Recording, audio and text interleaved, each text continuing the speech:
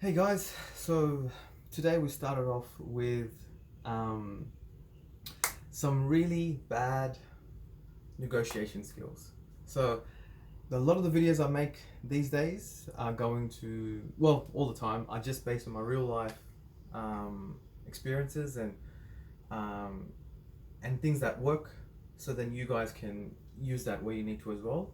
And because it's specified to what we're involved in and the people we're involved in, hopefully it's a bit, it relates to the business that we run right now, and how we, and also related to your lives as well.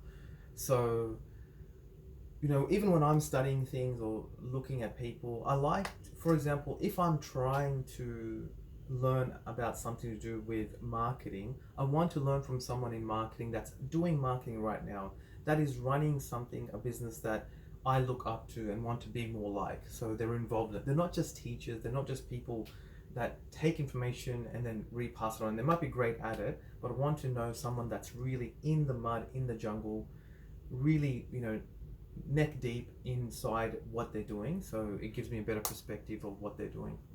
So this morning we started off with um, this morning one of the staff members was trying to negotiate, what they want and what they don't like, all that kind of stuff.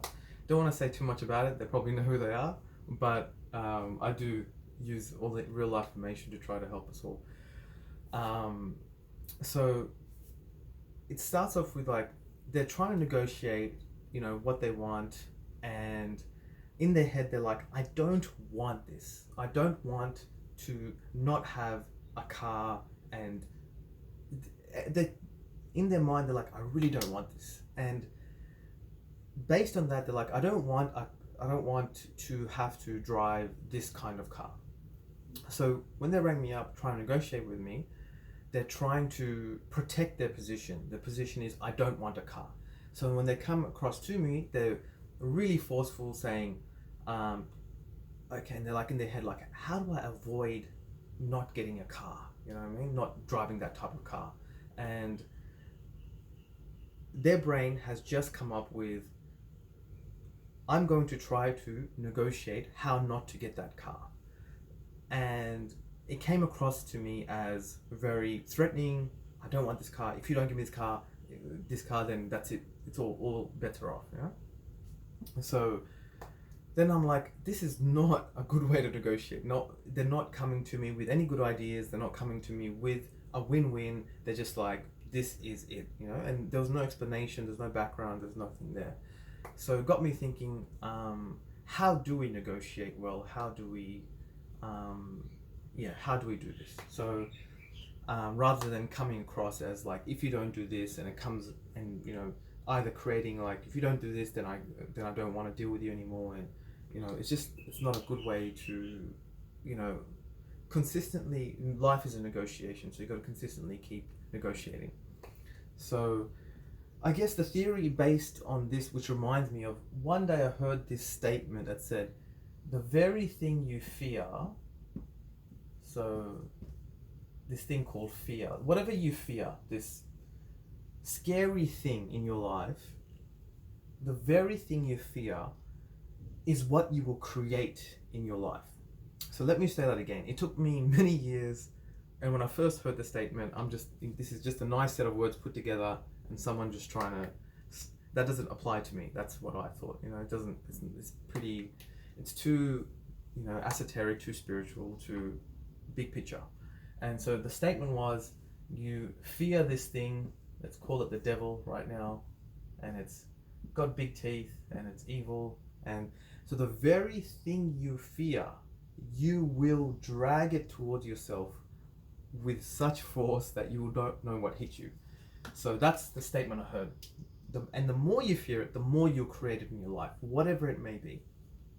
And that statement, so it took me many years to come to grasp it. What does that actually mean?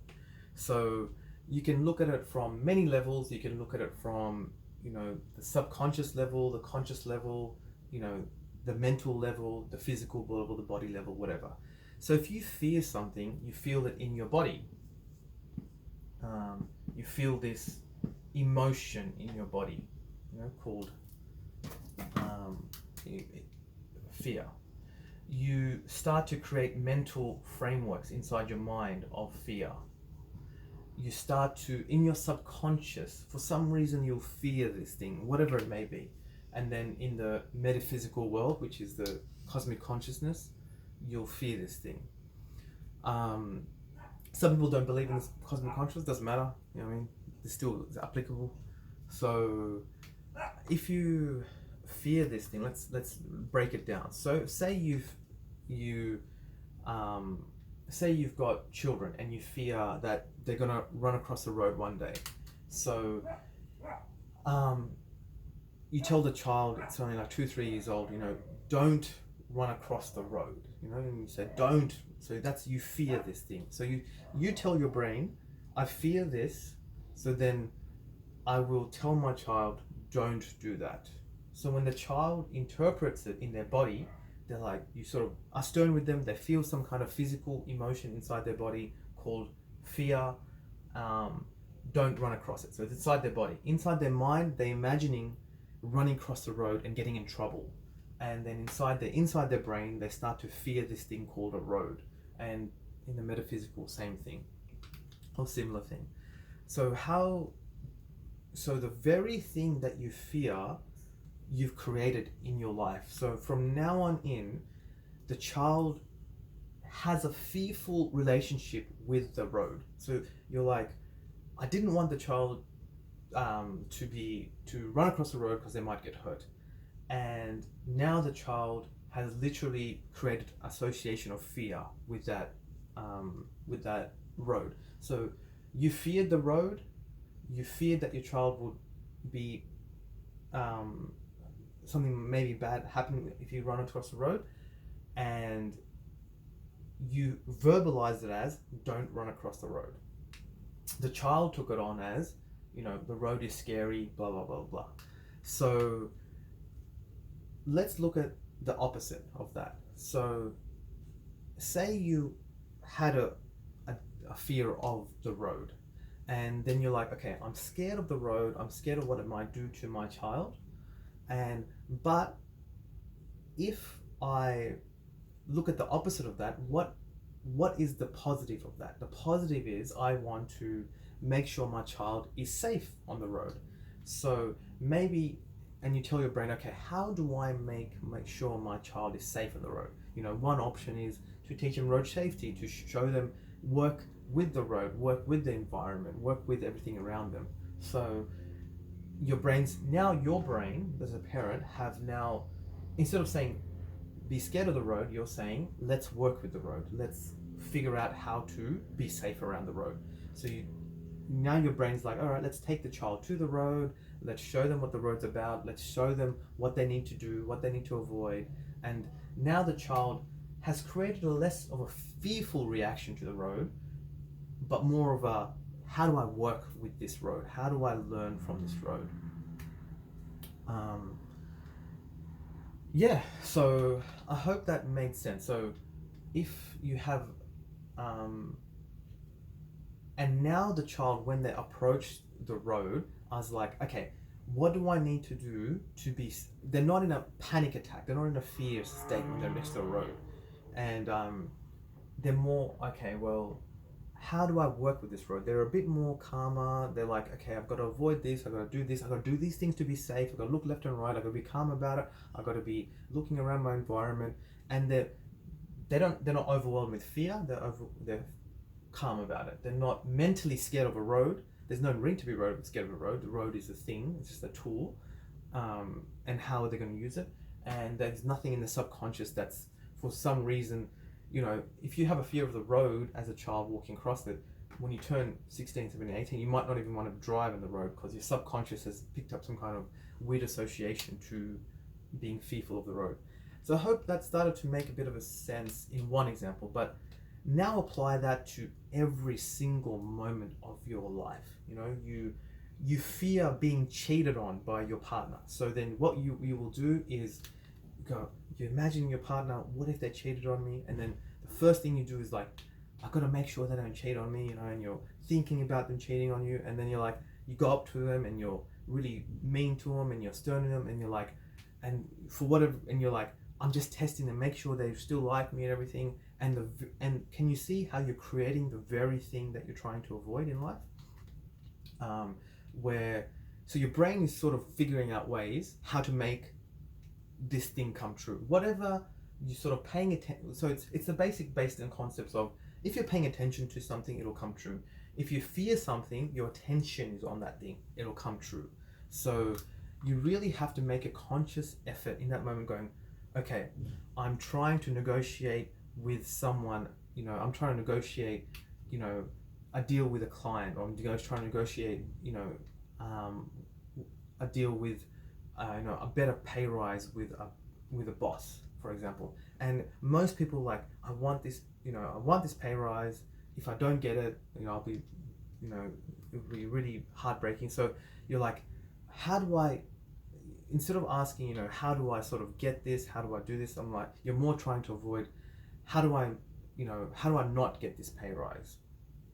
And then, which leads to you being a bit adversarial with, your managers or your boss or whoever you're trying to get a better contract out of.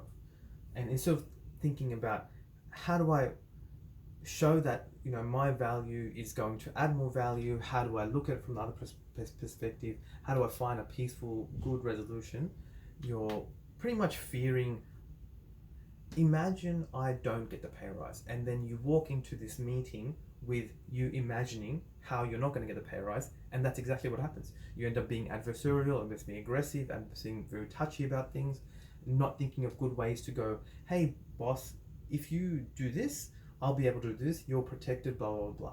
So I think that's pretty much a summary of what you fear you will create. I guess it doesn't feel like I've wrapped it up well enough. Let's try another example. So we've looked at, instilling fear into someone else, like a child, instilling fear into, in a relationship, instilling fear in, say you want to go on an adventure, you want to go start a business or whatever it may be. Say, so, you're driving a boat and it's a real speedboat, and you're like, okay, you've got two sets of mind frames here. You've got your first set of mind frame, which is, how do I not hit that rock in the middle of the ocean? How you're imagining what you fear. I'm gonna hit that rock. It's gonna, and pretty much as you're driving the boat, you're looking at the rock, and what ends up happening is you sort of steer towards that rock. So it's a good concept to apply through your whole life. You really have to just take a stop and go, okay, I'm fearing something right now. Something has emotion. Check that emotion and go, it's a good signal for me to start investigating what's going on inside my head. There's some kind of fear here. I've got to consciously navigate my brain, my body and mind to what I do want, not what I don't want. So as opposed to if you're driving a boat and you're like, how do I stay safe? Which corners do I have to take? How fast can I drive to stay safe? If you're thinking about safety and all that kind of stuff, so your brain will start thinking of, well, if I avoid this corner, go at these speeds, don't turn corners too sharp, have a look out for next to me, maybe read the maps, ask people about how to stay safe. Then you're starting to figure out ways on how to do this safely, rather than focus on, okay, how do I avoid the rock? What do I have to do to, you're pretty much, all the answers are going to be, how do I avoid this rock? And your brain is all that time looking at something based on avoiding the rock. This does tie back to other videos I've made on business and progression and everything else, where whenever a good idea comes into your life and you have that, whether you want to become a tennis player, whether you want to start a business, whether you get into a good relationship, whatever it is, that initial period where that exciting, fun, innovative, fun period of, the initial period is that where you're creating something and it's fun and exciting. We all go through that in everything that we do, generally, if it's on a nice successful path. But then once we get to a level where we have something good, where we're at a decent level, we start to fear we're going to lose this. If we're going to go in that direction. Hey, I'm going to lose this, whatever I've created, whether it's a relationship, whether it's a business, whether it's a country that's governing itself right now. The very thing that you fear, you will create in your life. So you will bring the very thing that you fear. So for example, right now you have the empire of America right now, the economic central hub of the world at the moment. So America would have had its initial growth period, and then it got to a good place. Then people start to fear, I might lose this at this point. So again, the very thing you fear, you will create. So at that point where they've created a good country, a good life, a good whatever it may be, instead of going into what if I lose this and what do I need to do to protect this, this is what governance, management, all those things are like, So this is where governance comes in, management comes in, protection, all these things come in. And again, people think that management, government, protection is going to make sure that we actually sustain this, so you sustain a good level, or it'll protect this system and it'll keep going up. But again, it goes back to the theory of what you fear, you'll literally create in your life. And again, this applies to sports players. Once they become really good and they start to protect who they are and stop being their creative, innovative, awesome self that keeps going up, they drop. A sports player, a business, a relationship, anything goes this way. So you really, in life, you really have no choice but to, the energy and the spirit that initially created what you created has to keep going, has to have energy through it. This sideways action doesn't exist because you live in a world where it's not stationary. You live in a world where the water's coming in, the sand is changing tides every second. So you don't live in a stationary world. So this line going sideways doesn't exist because the world is constantly changing. You're constantly changing. It only is an illusion around us that everything is stationary. And we try our best as human beings to, want stationary things, but unfortunately, it doesn't exist. So if governance, if protection, if that spirit of protection will bring everything down, you have to keep that innovative, fun, exciting, adventurous spirit that initially got you there to keep it going. So rather than fear. So let's revert back to the negotiation where they're like, the first negotiation we had this morning, like, I do not want, the person came up to me and said, I want to make sure I have this kind of car that I drive, blah, blah, and said, if you don't give it to me, I don't want anything to do with this contract anymore. And as me, the perceiver, I'm like, okay, well, I don't know what to do. My mind's like all over the place. I'm like, I don't know what to do. So as opposed to, let's look at if that person had just thought, okay, I want to create this future for me. I want to make sure that I get to drive this kind of car when I'm working. What do I need to do? What do I need to present to the company? How can I make it a win-win for the company? You're asking the right kind of questions. Your brain is leading to this imaginary world where you've got this life that you want. And your brain's like, well, if I spoke to the company about this, then maybe the company might be more comfortable with me driving a car. Maybe if I did this and said, I will make sure I'll do these things to make sure they do this. So you're making a middle ground. You're making all these ideas and solutions, and you're presenting it in a way like, let's do it. You know what I mean? And then I'm more likely to say, well, yes, that's a great idea. Thank you very much. My head is spinning. I'm busy. I can't think of solutions for everything. Thank you for providing a solution. And you're likely a higher chance of getting what you want, as opposed to, if you don't do this for me, I won't do it for you. It's like a ransom. It's like working together has always worked better than ransoming.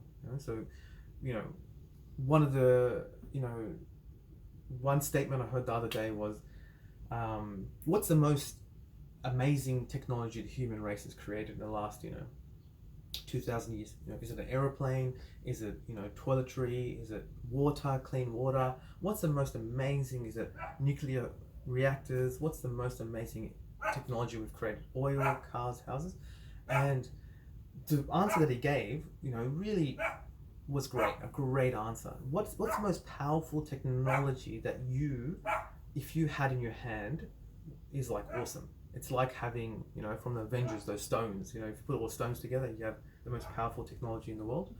Um, and simple answer was, and it's probably going to sound like a bit of a downer, is human collaboration. So someone can have, you know, the greatest technology ever, nuclear fusion, unlimited energy, a battery that can power the whole, you know, planet with no repercussion.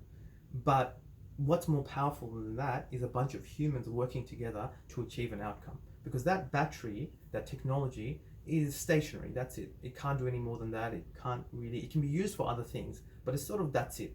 But the human collaboration can create anything. Like, we've proven it ourselves. Like, in the last, you know, 110 years, like, you know, my ancestors were probably living in a hut, or, you know, probably more likely living inside caves, in the ground, or a hole in the ground of some kind. And that was only 110 years ago. And look at what we have right now. You know, like, I go there, I turn the water on, and suddenly hot water comes out of the tap, which is, you know, clean hot water, which is unheard of. Like, clean water is just, you know, that's new as well. You know what I mean? So, yeah, that's pretty much what I wanted to speak about, which is apply that theory of